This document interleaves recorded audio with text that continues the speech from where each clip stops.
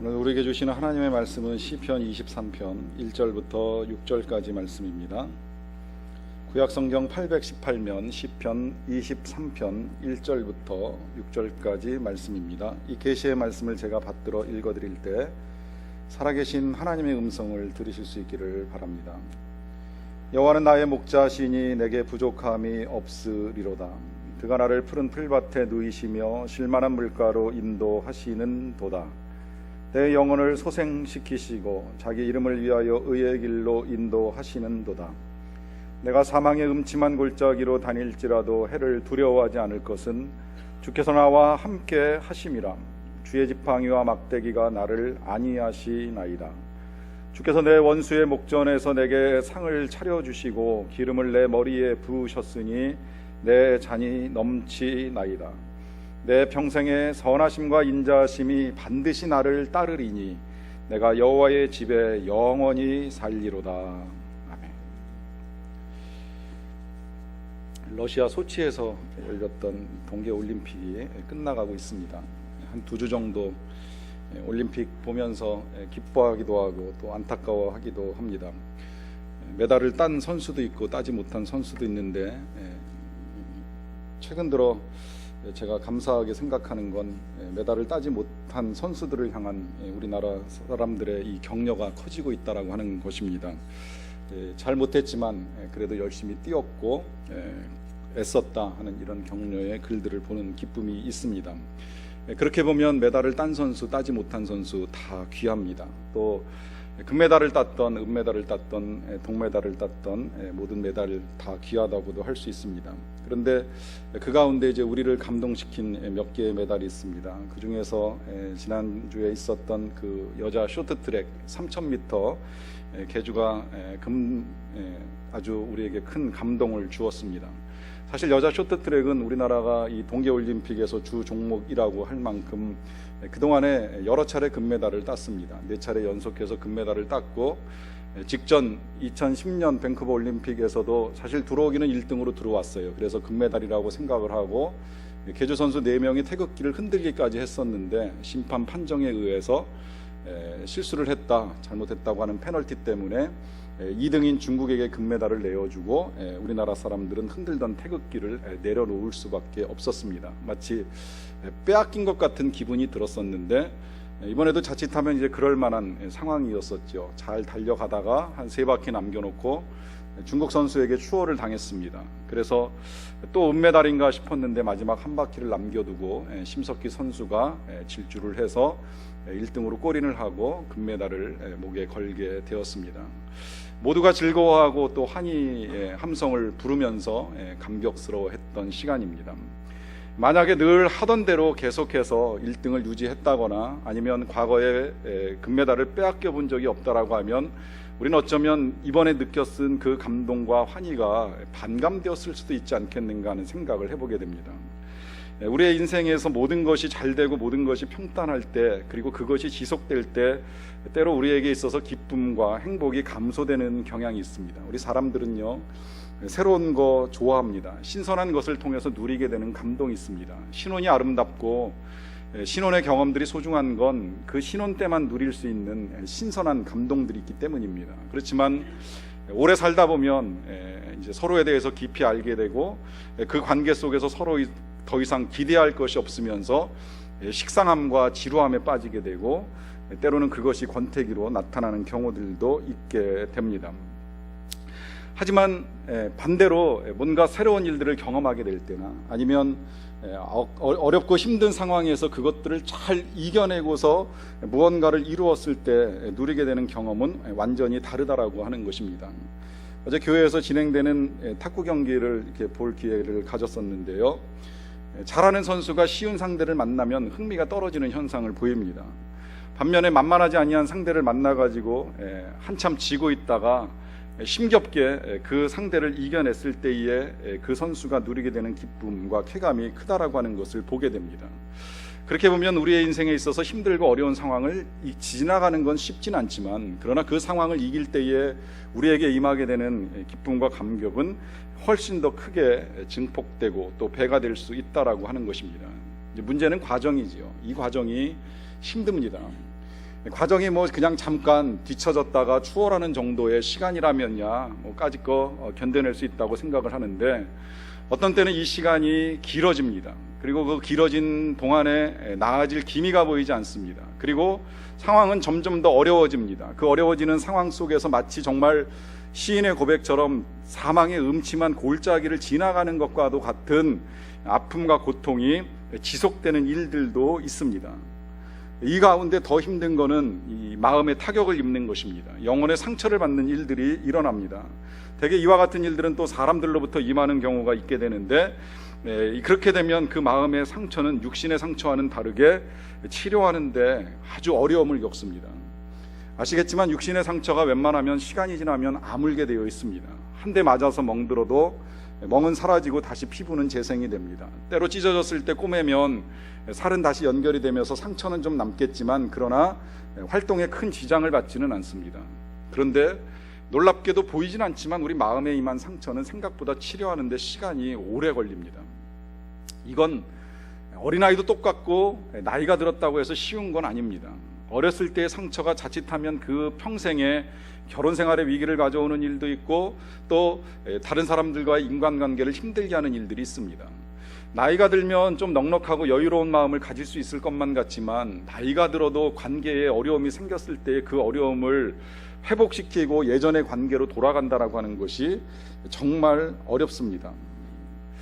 다윗도 평생을 보면 참 많은 상처를 받았을 것이라고 추정이 가능한데요, 그는 여러 사람들로부터 상처를 받았습니다. 아버지로부터는 무시당했지요. 또 형들로부터 인정을 못 받습니다. 그가 형들이 참여하고 있는 이 골리앗과의 전쟁에 나갔을 때 그가 찾아온 것을 보고 형들은 네가 전쟁을 구경하러 왔느냐, 놀이터로 생각하고 왔느냐라고 하면서 비아냥거립니다. 그는 하나님을 예배하는 열정을 가진 사람이었지만 그의 그 열정은 아내로부터 비난의 대상이 되었습니다. 친구들로부터 위협을 받은 적이 있고, 장인어른은 죽이겠다고 달려드는 일들이 있었습니다. 그리고 가장 가까운 측근이 배신하고 협박하는 일도 겪습니다. 이 정도 일들을 겪으면서 다윗에게 상처가 없다고 볼 수는 없겠지요. 그도 많은 아픔을 겪었으리라고 생각을 합니다. 그러하기 때문에 그는 오늘의 시 속에서 이 모든 상처를 가져다 준 사람들을 묶어서 원수라고 표현을 합니다. 우리말로는 원수라고 하는 단수로 복수가 번역이 되었습니다만, 실상 히브리어 원문은 이 원수라는 단어가 복수로 사용되었습니다. 주께서 원수들로부터 나를, 원수들의 목전에서 내게 상을 베풀어 주셨다 하는 고백입니다. 그렇게 보면 수많은 원수들을 만났고요, 그 원수들은 멀리 있었던 것이 아니라 가까이에 있었다는 거예요. 여러분들도 생각해 보시면 원수가 멀리 있지 않다는 걸 알고 계시지요. 여러분, 실상 우리를 괴롭히는 원수는 멀리 있는 존재들이 아닐 때가 훨씬 더 많습니다. 우리가 일본 계속해서 이 반한 감정 때문에 싫어합니다마는, 아베 수상이 나를 힘들게 한다라고 하는 생각보다 때로는 내 가까이에 있는 나의 가족들이 나를 힘들게 하는 일들도 있을 수 있다라고 하는 거예요.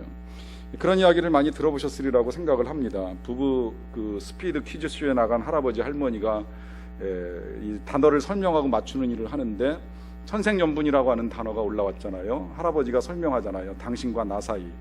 할머니가 원수라고 대답을 했습니다. 그랬더니 할아버지가 다시 한번 멈추지 않고 두 글자 말고 네 글자로 이야기하라고 하니까 평생 원수. 할머니가 그러셨다는 거 아니에요. 여러분, 이 관계가요, 할아버지가 생각할 때는 천생연분인데 할머니가 생각할 땐 평생 원수입니다. 이렇게 보면 관계라고 하는 건 좋을 때는 천생연분이 될 수 있어요. 하나님이 주신 귀한 짝이 될 수도 있고, 하나님이 주신 귀한 가족이 될 수도 있습니다. 때로는 남남이라고 할지라도 관계가 좋을 때는요, 그 관계가 정말 가족보다도 더 좋은 그런 관계가 될 수도 있어요. 그런데 관계가 깨질 때는 가족도 원수가 됩니다. 평생의 원수가 되고, 이보다 더 힘든 사람이 없다고 생각할 정도가 될 수 있습니다. 이와 같은 인생의 원수들을 만날 때에 우리의 목자가 되시는 하나님께서는 어떤 일을 하실까요? 일생을 통하여 하나님의 이 목자 되심을 경험한 다윗은 오늘 말씀 5절에서 이와 같은 고백을 하고 있습니다. 주께서 내 원수의 목전에서 내게 상을 차려주시고 기름을 내 머리에 부으셨으니 내 잔이 넘치나이다.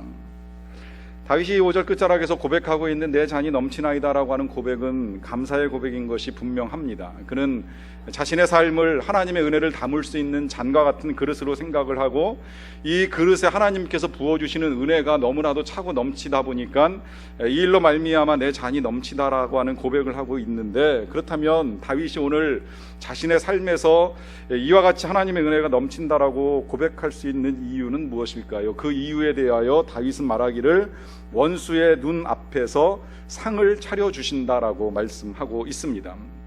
여러분, 이때 상이라고 하는 것은 훌륭한 일에 대한 보상이나 메달을 의미하지는 않습니다. 영어로는 테이블로 번역이 되어 있는데요, 말 그대로 밥상입니다. 좀 긴 상이라고도 할 수 있겠는데, 긴 상의 의미를 담은 단어를 가지고 와서 사용하는 이유는 하나님께서 귀한 식탁을 차려주신다는 거예요. 이것을 목동에 경험해서 이와 같은 고백을 하는 이유가 있는 것은, 목동은 양을 데리고 이 초장으로 나아갈 때에 평지에 있는 그 초장이 다 마르거나 혹은 이제 더 이상 먹을 수 없게 되면 그 양떼들을 이끌고 이제 높은 산 언덕으로 올라가는 일들이 종종 있습니다. 이제 그러다 보니까 우리가 지난주에 말씀 본 대로 사망의 음침한 골짜기를 내려갔다가 이렇게 올라가는 일이 있어요. 힘겹지만 그 골짜기를 통과해서 산 언덕 고원에 다다르게 되면 때로 넓은 평지가 펼쳐져 있고 거기에 생전 어떤 짐승도 그 어떤 누구도 와서 밟지도 않고 먹지도 아니한 푸른 초장이 펼쳐지는 일들이 종종 있습니다.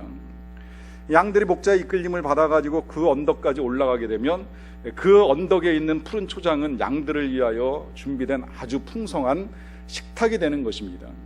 다윗은 지금 이제 이 그림을 그리고 있는 거예요. 마치 양들을 위하여 한 번도 깎이지 아니하였던 푸른 초장이 펼쳐져 있는 것처럼 하나님께서 자신을 위하여 푸른 초장과도 같은 식탁을 풍성하게 예비해 주셨다는 거죠. 그런데 그러한 초장이 예비되어 있다라고 할지라도 그 양떼들이 쉽게 가서 먹을 수는 없습니다. 왜냐하면 아무리 사망의 음침한 골짜기를 통과했다고 할지라도 그 언덕엔 또 다른 원수들이 있습니다. 양들에게는 맹수들이 혹은 하늘 위를 날아다니는 사나운 새들이 이 양들을 공격하려고 노리고 있기 때문입니다. 그렇기 때문에 아무리 푸른 초장이 있다고 할지라도 편안하게 먹을 수는 없어요. 하지만 그럼에도 불구하고 이 양들이 편안하게 먹을 수 있는 것은 목자가 이 양떼들을 지켜주기 때문입니다. 여기에서 이와 같은 경험을 한 다윗이 고백을 하는 거예요. 그 푸른 초장, 그 풍성한 식탁을 하나님께서 나를 위하여 차려주신다. 그것도 원수의 목전에서 차려주신다. 여러분, 아무리 좋은 것이 우리에게 준비되어 있다고 할지라도요, 그것이 나를 위하여 허락되지 아니하면 아무 소용이 없다는 것을 알고 계시죠? 제가 과거에 직장 생활을 한 경험이 있는데, 직장 생활을 하다가 밤에 늦게까지 야근을 하면 종종 사무실에서 라면을 끓여 먹는 일이 있었어요. 근데 같이 일하는 동료 직원 가운데 라면을 안 먹는 분이 한 분 계셨습니다. 처음에 라면을 끓여가지고 먹자고 했을 때 자기는 평생 라면 안 먹는다고 이야기하면서 거절하더라고요. 물어봤어요. 왜 라면을 안 드시느냐? 그랬더니 이제 그 군대 생활 경험 말씀하시더라고요. 훈련병 시절에 훈련을 받는데, 훈련을 받으면 밤에 왜 그 한 명씩 돌아가면서 이제 불침번을 쓰잖아요. 밤 늦게 새벽에 일어나서 불침번을 쓰고 있는데, 조교 한 사람이 라면을 끓이기 위해서 준비를 하면서 이제 이분한테 잘 지키고 있으라고, 부관이나 혹시 당직 사관이 지나가는지 잘 지키고 빨리 얘기를 해달라고 하면서 혼자 한 구석에 앉아가지고 라면을 끓여 먹고 있더라는 거예요. 그런데 훈련병 생활을 거쳐보신 남자분들은 다 아시겠습니다만은 군대에서 제일 먹고 싶은 음식 중에 한 가지가 라면 아닙니까? 뭐 라면 아니라 뭘 먹어도 맛있을 때가 이 훈련병 시절인데, 옆에서 라면을 끓이고 있고 그것을 자기가 지키고 서 있으니까 이 사람이 라면을 다 끓이고 먹게 되면 나한테 한 젓가락이라도 주지 않겠는가, 나름 기대하면서 열심히 보초를 쓴 거예요. 그런데 이 라면을 다 끓이고 난 다음에 그것을 그 조교가 혼자서 열심히 먹고 있더래요. 한 젓가락 줄까, 이제나 저제나 줄까 하고 기다렸는데 끝까지 한 번도 먹어보라 소리도 하지 않고 혼자 열심히 다 먹더라는 겁니다. 건더기를 다 건져 먹고 국물밖에 남지 않았는데, 이분 생각에 이제 그런 마음이 드셨어요. 야, 이러다간 국물도 못 얻어 먹겠다 싶어가지고 용기를 내서 조심스럽게 말했답니다. 국물 한 모금만 주시면 안 되겠습니까? 그런데 그 정도 되면 우린 줄 거라고 생각을 하잖아요. 그런데 그 조교가 그러더라는 거예요. 머리 박어. 왜 머리를 박아야 되느냐? 야, 라면은 국물이 제맛인데 국물 먹기 위해서 지금까지 내가 건더기를 먹느라고 고생을 했는데 이 국물을 달라 그래? 이 훈련병 주제에 네가 나한테 감히 국물을 달라 그래? 건반진 자식 같으니라고 머리 박어. 그래서 라면 국물 한 방울을 얻어먹지 못하고 벌을 섰다는 거예요.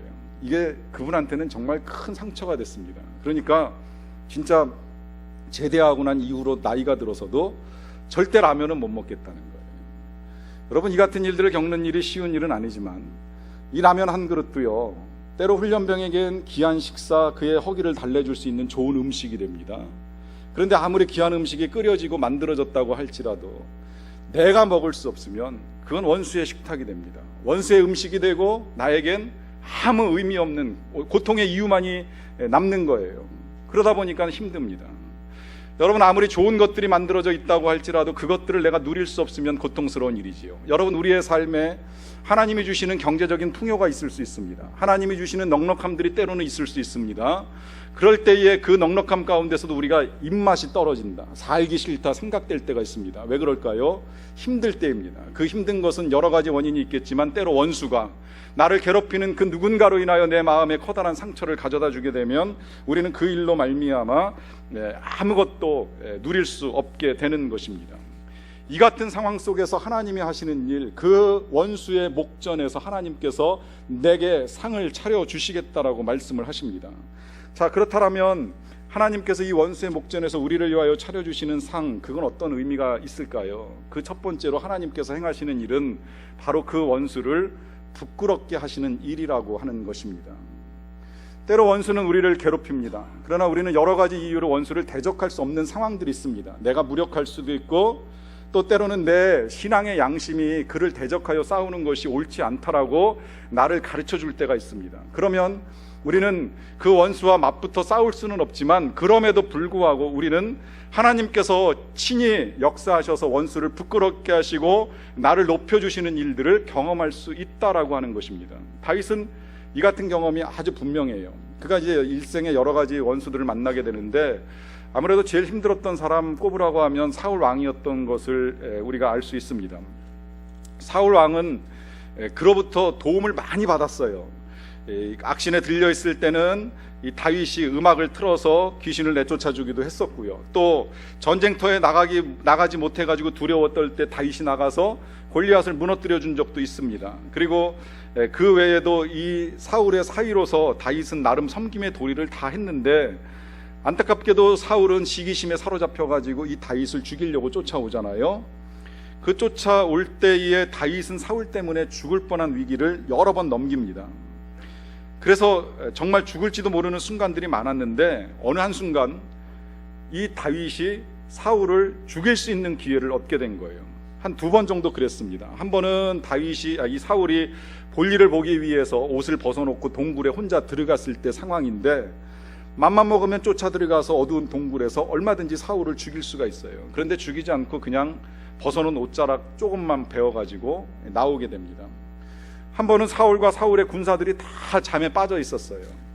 이럴 때마다 다윗의 군사들이 뭐라고 이야기하냐면, 이건 하나님 주신 기회입니다. 당장 들어가서 사울을 죽입시다 제안까지 했어요. 그런데 다윗은 그때에도 역시 마찬가지로 죽이진 않고 가서 이 사울 왕의 창과 물병만을 가지고 돌아옵니다. 하나님께서 기름 부으신 자를 감히 손댈 수 없다라고 하는 신앙의 양심이 그를 일깨워 주었기 때문입니다. 그래서 돌아왔을 때에 골짜기를 이렇게 사이에 두고서 이 사울 왕과 마주서게 되는 일을 똑같이 경험하게 돼요. 그리고 다윗이 그로부터 빼앗았던 물건들을 보여줍니다. 찢어진 옷자락을 보여줄 때도 있었고, 또 그가 가지고 나왔던 물병과 창을 보여줄 때도 있습니다. 그리고 말합니다. 당신을 죽일 수는 있었지만 하나님의 기름 부으신 자를 내가 손댈 수 없었습니다. 분명하게 이야기를 해요. 그와 같은 다윗을 바라보면서 사울이 이야기하죠. 나는 너를 학대하는데 너는 나를 선대하니 네가 나보다 의롭도다. 사울이 부끄러움에 빠집니다. 물론 부끄러움 가운데 그가 회개를 했다라고 하는 기록은 없지만, 분명한 건 이 원수 사울과 직면한 상황 속에서 하나님께서는 다윗을 지켜주셨습니다. 다윗이 악에 빠지지 않게 보호해 주셨습니다. 그리고 더 나아가서는 그가 원수 앞에서 오히려 명예를 얻게 하시고 원수는 그 앞에서 부끄러움을 당하게 하셨습니다. 이것이 원수의 목전에서 상을 베풀어 주시는 하나님의 은혜입니다. 이와 같은 은혜에 대하여 다윗은 고백하기를 원수의 목전에서 상을 베풀어 주신다라고 고백을 하고 있습니다. 왜 하나님께서 원수의 목전에서 은혜를 베풀어 주시는데 특별히 그 은혜를 일컬어서 상을 차려 주신다라고 하는 이와 같은 고백을 하는 것일까요? 그건 아까 말씀드린 대로 음식을 먹는다라고 하는 것이 나를 위하여 차려 주시는 것이기 때문에 귀하다라고 하는 경험이라고도 할 수 있겠는데요. 이와 더불어서 또한 이 음식을 먹을 수 있도록 상을 차려 주신다라고 하는 것에 중요한 의미가 또 하나 있습니다. 그것은 이 먹는다라고 하는 것이 오늘 우리 사회도 마찬가지입니다만은 옛날 고대 사회, 심지어 동서양을 막론하고 그 어느 때 어느 곳 어느 장소에서도 모든 사람들에게 그냥 단순히 먹고 배를 채우는 것 이상의 의미를 가지고 있기 때문입니다. 아시겠지만 낯선 사람하고 밥 먹는 건 쉽지 않습니다. 아무하고나 밥을 먹는 것이 아닙니다. 제가 우리 교회 처음에 시작하면서 건물을 매매하고 이렇게 계약하는 단계에 처음에 이제 계약서를 딱 쓰고 났을 때에 매수를 도와주는 이제 제 쪽의 부동산 중개업자가 계약이 끝났으니까 밥을 먹자 그러더라고요. 다 같이 밥을 먹자. 매수인, 매도인, 그리고 이제 매도인 측 중개인하고 매수인 측 중개인하고 다 같이 식사를 하자는 제안을 했어요. 그랬더니 매도인 측의 중개인이 이런지하에 거절을 하더라고요. 지금 단계에서 우린 식사를 할 수 없습니다. 알아서들 하시고 우린 그냥 가겠습니다. 함부로 식사를 할 수 없다고 냉정하게 거절하는 모습을 보면서 식사라고 하는 것이 확실히 친밀감이 형성되기 전에 먹는다는 것이 쉽지 않고 또 알지 못하는 사이에 밥을 먹는다라고 하는 건 쉬운 일이 아니구나 한번 확인을 했던 적이 있어요. 근데 성경 읽어나가다 보면 그 의미가 중요하게 부각이 됩니다. 먹는다라고 하는 것이 그냥 단순히 끼니를 채우는 것이 아니라 관계를 형성해 나가는 것이고 좀 더 발전되면 때로는 이것이 언약의 예식으로 진행되는 일도 있기 때문입니다. 야곱이 그 삼촌 라반의 집에 가서 일을 하는 기간이 있었잖아요. 20년 열심히 일을 합니다. 그런데 점점 삼촌의 안색이 안 좋으니까 라반이 야밤에 식구들을 다 데리고 도주를 하죠. 도망간 걸 알고 라반이 쫓아와요. 쫓아오다가 하나님께서 이 라반의 꿈에 나타나셔가지고 야곱을 해하지 말라고 명령을 하세요. 그래서 건드릴 수는 없겠구나 생각을 해가지고 쫓아와서 야곱을 만나는데 만나가지고 약속을 합니다. 이제 네가 가는 건 어쩔 수 없으니까 가게 되면 네가 데리고 가는 내 딸들, 그러니까 너 야곱의 아내들과 행복하게 잘 살아라. 그리고 이제 앞으로 우리 서로 간에 선악간에 따지거나 해하지 말자라고 하면서 약속을 합니다. 그래서 그 약속의 증표로서 하는 일이 두 가지가 있는데 하나는 돌을 세우는 거고 하나는 두 사람이 식사를 같이 합니다. 이때 이 식사라고 하는 건 언약의식이에요. 약속을 지켜나가는 겁니다. 둘 사람이 서로 더 이상 미워하지 않고 서로 해하지 않겠다라고 하는 약속으로 식사를 합니다. 식사라고 하는 건 이런 의미를 가지고 있습니다. 이것이 이제 발전되면 때로는 레위기 제사에서 이런 식사를 하나님이 권유하시는 것을 보게 되는데요. 여러 가지 제사가 있습니다만은 그 제사 가운데 화목 제사를 드릴 때는 작은 제물을 드리지 못합니다. 반드시 소를 한 마리 잡든지 아니면 큰 염소나 양을 가지고 제사를 드려요. 근데 이 제사를 드리게 되면 제사를 드리는 당일날 그 제사로 드렸던 제물을 사람들을 불러다가 다 먹어 치워야 돼요. 음식이 남아가지고 내일 먹어야지 모레 먹어야지 그러면서 음식을 저장하게 되면 제사가 하나님께 연락이 되지 않습니다. 반드시 당일날 다 먹어야 돼요. 그런데 만약에 소 한 마리를 잡아서 제사를 드린 다음에 먹으려고 하면 아시겠지만 웬만한 사람 모아가지고 먹을 수가 없어요. 수백 명을 모아야 됩니다. 그럴 때는 때로는 아는 사람만 불러서만 되는 것이 아니라 모르는 사람도 불러다가 함께 먹여야지만 그 소 한 마리를 다 나눠서 먹을 수 있고 그래야지만 하나님께서 그 제사를 연락하신다는 거예요. 이것이 화목 제사입니다. 왜 하나님께서 이렇게 제사를 드리라고 말씀하셨을까요? 이유는 그 음식을 먹으면서 다 하나님의 백성인 것을 확인하는 작업을 시키는 겁니다. 다 한 분 하나님을 섬기는 이스라엘 전체가 밥상 공동체로서 일체가 된다라고 하는 사실을 일깨워 주시는 하나님이 만드신 예식입니다. 이처럼 먹는 것이 중요합니다. 먹는다라고 하는 것은 귀한 의미를 가지고 있습니다. 그러다 보니까 우리 예수님이 이 세상에 오셔서 하신 여러 가지 일 가운데 특히 제자들과 하신 많은 일 가운데 자주 하신 것이 먹는 거였어요. 만나면 드십니다. 여러 번 먹습니다. 그러다 보니까 나중에 그를 비난하는 사람들이 비난할 때 그러잖아요. 예수는 먹기를 탐하고 포도주를 즐기는 사람이라. 이런 말씀 들으실 정도로 많이 드셨어요. 그런데 이것이 중요한 의미가 있습니다. 그래야지만 예수님과 제자들의 관계가 형성되기 때문입니다. 그래서 때로는 죄인 하나가 회개했을 때 예수님은 그 집에 들어가 유하시며 먹는 일을 하세요. 마태의 집에 들어가서 먹는 일도 있으셨고 삭개오의 집에 들어가서 먹는 일도 있으셨습니다. 성경 마지막에 예수님 그 부활하시고 난 다음에 사건을 읽어 나가다 보면 이 베드로를 찾아오셔가지고 먹는 장면이 있잖아요.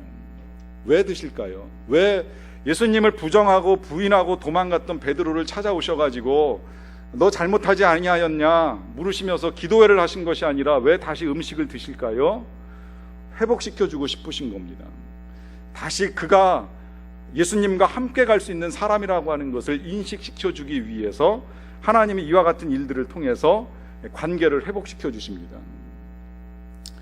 그래서 우리 예수님이 그 요한계시록의 예언 가운데 보면요, 라오디게아 교인들을 향하여 말씀하실 때에 그들의 마음 문을 열 것을 당부하시면서 하신 말씀이 있죠. 요한계시록 3장 20절에 이렇게 기록이 되어 있습니다. 볼지어다 내가 문 밖에 서서 두드리노니 누구든지 내 음성을 듣고 문을 열면 내가 그에게로 들어가 그로 더불어 먹고 그는 나와 더불어 먹으리라. 예수님이 그 영혼이 마음 문을 열 때 들어가서 하시는 일이 다른 어떤 것이 아니라 먹는 걸 하시겠다고 말씀하세요. 나는 그와 더불어 그는 나와 더불어. 무슨 이야기가 될까요? 교제하자는 거예요. 관계를 맺자는 겁니다. 사랑을 나누자는 겁니다. 자녀로 받아주시겠다는 거예요. 하나님의 가족이 되게 해주시겠다라고 하는 약속입니다. 여러분, 이 생각이 우리에게 있어서 아주 중요합니다. 특히 우리의 삶의 원수를 만날 때, 사망의 음침한 골짜기를 지나갈 때에 내가 하나님의 가족이 되고 하나님께서 나의 아버지가 되시고 내가 하나님의 자녀가 된다라고 하는 이 인식이 우리에게 있어서 참으로 중요합니다. 왜냐하면 우리는 그 관계가 깨어질 때, 상처를 받을 때, 고통을 당할 때 깊은 외로움에 빠집니다. 그리고 그 일을 묵상하면서 굉장히 힘이 듭니다. 때로 그 상처 때문에 오랜 아픔을 겪을 때가 있습니다. 그런데 하나님이 나의 가족이 되시고 나를 부모 삼아 주시고 나를 붙들어 주시고 품어 주시는 이 사랑이 나를 떠나지 아니한다 할 때 우린 거기서부터 다시 용기를 갖습니다. 삶을 헤쳐나갈 힘을 얻을 수 있게 됩니다. 또 때로는 정말 원수같이 여겨졌던 사람까지 품을 수 있는 넉넉한 사랑의 영이 우리 가운데 충만하게 임하게 됩니다. 그래서 다윗은 이 경험을 통해서 비록 원수들을 만나는 일이 수없이 그의 일생 가운데 많았지만 그럼에도 불구하고 하나님이 가족 되어주시고 하나님이 품어주셨던 이 사랑 때문에 하나님이 나를 위하여 상을 차려주셨구나라고 하는 믿음의 고백을 하는 것입니다. 이와 더불어서 다윗이 하나님께서 넘치도록 부어주시는 잔에 대한 은혜를 감사하는 또 하나의 이유가 있는데 그것은 기름으로 자신의 머리에 발라주신다라고 하는 고백입니다. 사나운 짐승은 아니지만 이 양들에게 있어서 원수가 또 있는데요, 특히 여름철에 활동하는 더러운 곤충들입니다. 이 곤충들이 이 지저분한 양들 주변을 이렇게 맴돌면서 양을 괴롭히는 일이 있어요. 잠을 못 자게 웽웽거리는 일도 있고요.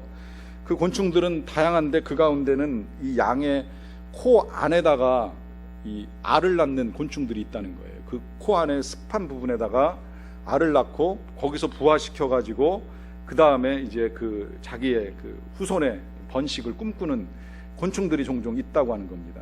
근데 이 코에 이 곤충이 알을 낳게 되면 이제 코 속에서 부화를 하게 되는데 이 부화된 애벌레들이 때로는 양의 몸속으로 기어 들어가는 거예요. 어떤 경우에는 머릿속까지 기어 들어가는 애벌레들이 있다는 겁니다. 그러면 뭐 사람은 아니지만 뇌에 충격이 오는 거겠죠. 그러니까 양이 얼마나 고통스럽겠어요. 그로 인해서 양이 큰 고통에 빠져가지고 떼굴떼굴 굴르는 일도 있고 제대로 활동을 못하게 되는 일들이 종종 일어난다라고 하는 것입니다.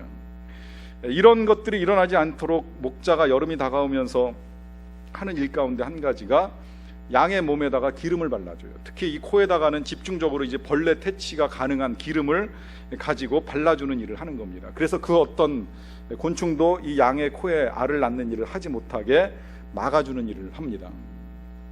다윗은 직접 이 일을 해봤어요. 자기가 목동일 때는 양에게 기름을 발라주었습니다. 그런데 어느 날 자기에게 선지자를 통하여 하나님이 기름 부어주시는 경험을 하게 됩니다. 그리고 그 경험을 통해서 자신이 경험한 하나님에 대한 그 모든 은혜들을 일컬어서 하나님이 나에게 기름을 부어주신다고, 그 기름 부어주심을 통하여서 원수의 목전에서 내 잔이 넘치게 해주신다라고 하는 고백을 하고 있습니다. 이 기름 부으심과 경험한 일에 대해서 사무엘서는 이렇게 기록을 하고 있는데요, 사무엘상 16장을 쭉 읽어나가다 보면 13절에 이런 말씀이 있습니다. 사무엘이 기름 뿔병을 가져다가 그의 형제 중에서 그에게 부었더니 이날 이후로 다윗이 여호와의 영에 크게 감동이 되니라. 그러니까 다윗이 사무엘 선지자에게 기름을 받는 동시에 성령으로 충만해진 거예요. 그 이후에 이 사역하는 동안에, 그러니까 다윗이 사역을 하는 동안에 음악을 켜면 그 성령의 능력으로 이 악한 것들이 떠나가는 일들이 있습니다. 그런데 반면에 이 16장 13절 바로 뒤에 이어지는 14절은 이런 내용이 있습니다. 여호와의 영이 사울에게서 떠나고 여호와께서 부리시는 악령이 그를 번뇌하게 한지라. 이 표현대로 한다면 사울도 한때는 여호와의 영, 성령의 기름 부으심을 받은 사람입니다. 그런데 그에게서 여호와께서 그 여호와의 영이 떠났어요. 그러니까 그 다음에 악령이 들어갑니다. 악령이 들어간 결과로 사울 왕은 번뇌합니다. 번뇌하다 보니까 제정신이 아니어서 사위를 죽이려고 하고 창을 들고 던지고 또 쫓아가고 하는 이런 악한 일들을 하게 됩니다.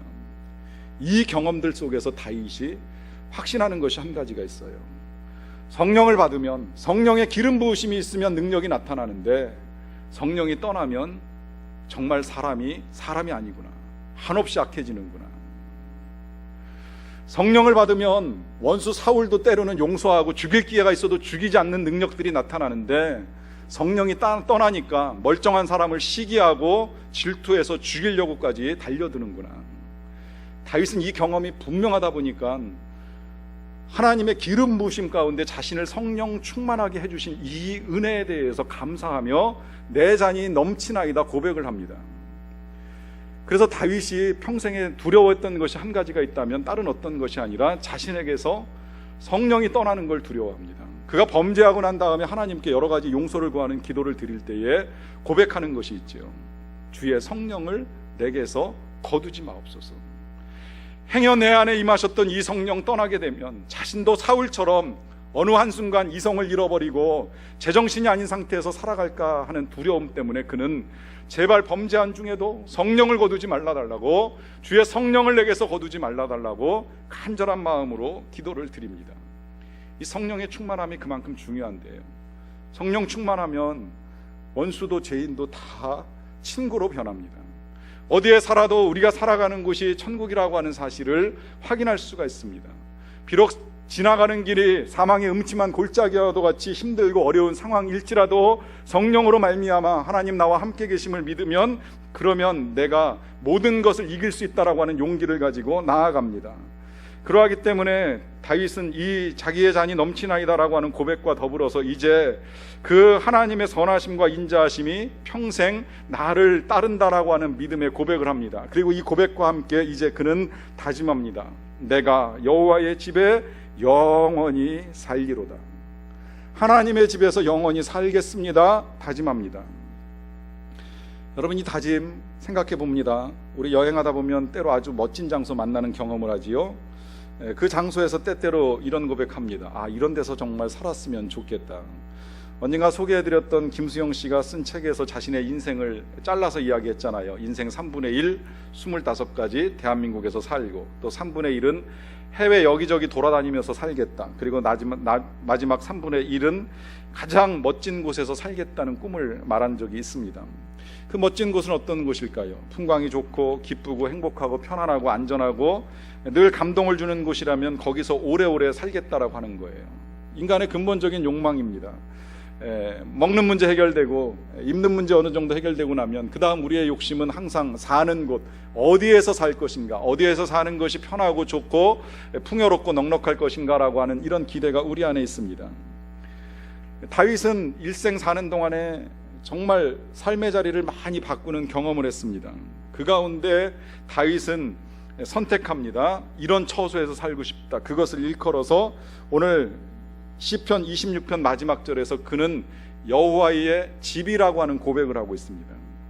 자, 그렇다면 이 다윗이 고백한 여호와의 집은 과연 어디일까요? 당신은 성전이 세워진 때가 아니니까 성전 분명히 아니지요. 그러면 성막일까요? 그러나 성막은 아무나 들어갈 수 없습니다. 제사장 아니면 들어갈 수 없기에 다윗이 성막에서 살겠다라고 하는 건 아닐 것이라고 하는 것이 틀림없습니다. 그러면 푸른 초장, 쉴만한 물가 아닐 수도 있습니다. 혹 사망의 음침한 골짜기는 아닐까 하는 생각도 해봅니다.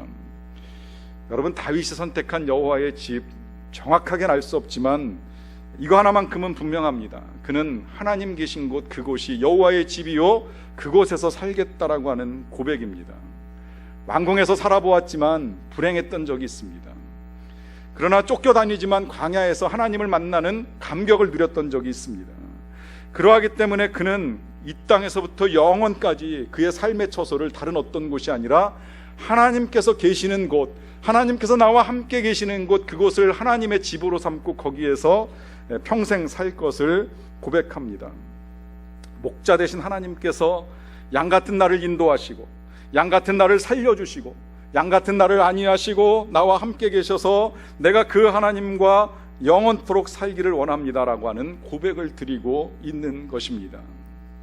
오늘 다윗의 이 고백이 저와 여러분들의 고백이 되기를 간절히 축원합니다. 기도하시겠습니다. 사랑하는 성도 여러분, 여러분들은 삶의 자리에서 여러분들을 힘들게 하는 어떤 원수들과 대면하고 계십니까? 여러분, 그 원수는 사람이 아니라 그 사람을 움직이고 있는 악한 영일 수 있습니다. 그렇기 때문에 원래 우리는 사람을 미워해서는 아니 됩니다. 불쌍히 여기고 긍휼히 여기는 마음을 가져야만 합니다. 그리고 그 마음이 우리에게 부족할 때 우리는 하나님의 기름 부으심, 성령의 기름 부으심을 통하여 우리가 사랑할 수 있는 마음을 가지는 것이고 또 그 원수를 용서하는 것이고 더 나아가서는 원수가 변화되기를 소망하며 기도하는 것입니다. 이와 같은 일들을 통하여 하나님의 은혜를 경험하게 될 때 우리는 하나님의 선하심, 하나님의 인자하심이 우리를 따른다라고 하는 것을 확인하게 되고 그래서 평생 하나님의 집에 하나님과 함께 거하며 살아갈 수가 있게 됩니다. 여러분, 이렇게 기도합시다. 하나님, 계속해서 내게 기름 부어주시고 나와 교제해 주시고 내가 하나님과 깊은 관계를 맺게 해주시고 그 교제의 능력들을 통하여 때로는 담대하게, 때로는 사랑하며, 때로는 용서하며 하나님의 백성으로 이 땅을 살게 해주십시오. 그래서 나의 삶의 자리가 궁궐이나 초가 삼간이나 그 어디나 하나님을 모심으로 말미암아 늘 감사할 수 있는 그런 자리가 되기를 원합니다. 우리 같이 고백의 기도를 각자의 목소리로 잠시 드리는 시간을 갖도록 하겠습니다.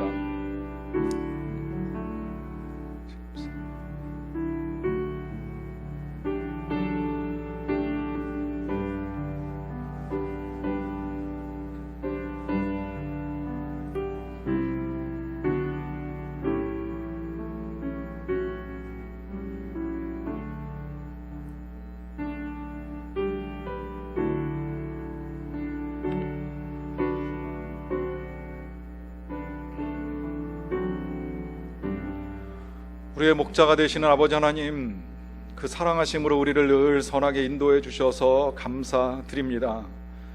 오늘도 하나님의 은혜 가운데 예배의 자리에 말씀의 식탁을 차려주시고 이 우리에게 말씀의 능력을 힘입고 세상을 이기는 담대한 믿음 가운데 서게 하여 주신 것을 감사드리옵나이다. 우리의 삶을 힘들게 하고 우리의 삶을 흔드는 여러 가지 일들을 만나는 중에도 우리의 능력 되시는 아버지 하나님의 기름 부으심을 통하여 우리가 이 모든 것들을 이기며 담대하게 또 사랑하며 살아가게 될 것을 기대합니다. 계속해서 붙들어 주시고 이제 그 여호와의 선하심과 인자하심이 평생에 우리를 따를 터이니 우리가 하나님의 전에 하나님의 집에 하나님과 함께 살아가는 자들 되게 하여 주시옵소서. 예수님의 이름으로 기도하옵나이다.